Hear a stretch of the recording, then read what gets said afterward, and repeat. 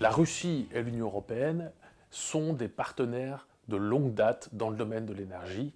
Ils sont reliés entre eux, arrimés entre eux par un dense réseau d'oléoducs et de gazoducs qui ont été en partie construits pendant l'époque soviétique, mais aussi plus récemment au cours des années 2000. Je pense au gazoduc Yamal Europe, je pense au Nord Stream, je pense au Blue Stream.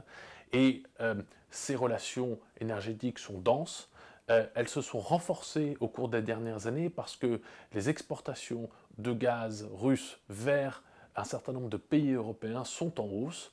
Cela est lié à plusieurs facteurs. C'est lié d'abord au phénomène climatique. Les hivers ont été plus froids. La demande de gaz dans l'Union européenne, qui était atone, voire en légère baisse, a rebondi.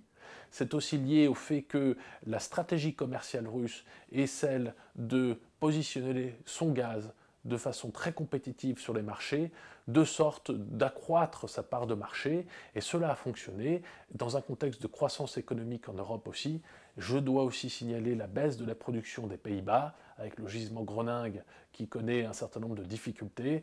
Cela a favorisé la place du gaz russe, le rôle du gaz russe dans le marché européen. Et ce que l'on a observé, c'est une croissance de la demande en Allemagne, une croissance en Italie, une croissance en France notamment.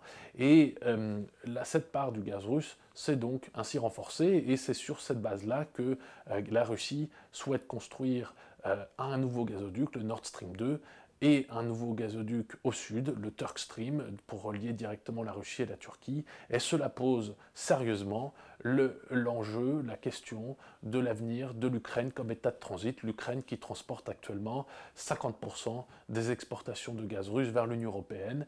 Et l'enjeu, c'est de s'assurer qu'au 1er janvier 2020, cette transition vers de nouvelles relations contractuelles, que cette transition n'entraîne pas une nouvelle crise d'approvisionnement en Europe.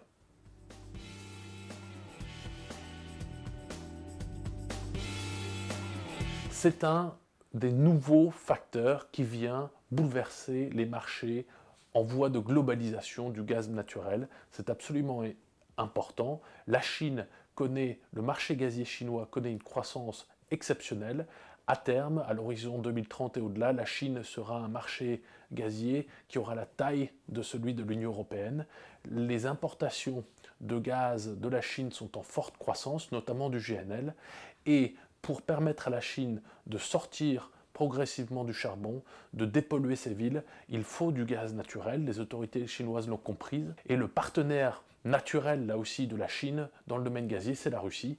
Et donc, à partir de 2020, un nouveau système de gazoduc viendra directement approvisionner la Chine depuis la Russie. Je crois que c'est une très bonne nouvelle pour la Chine, pour les Russes, et puis pour les marchés gaziers dans leur totalité et pour l'environnement, puisque cela contribue à réduire les émissions de CO2 chinoises, et puis cela permettra de stabiliser les marchés gaziers globaux.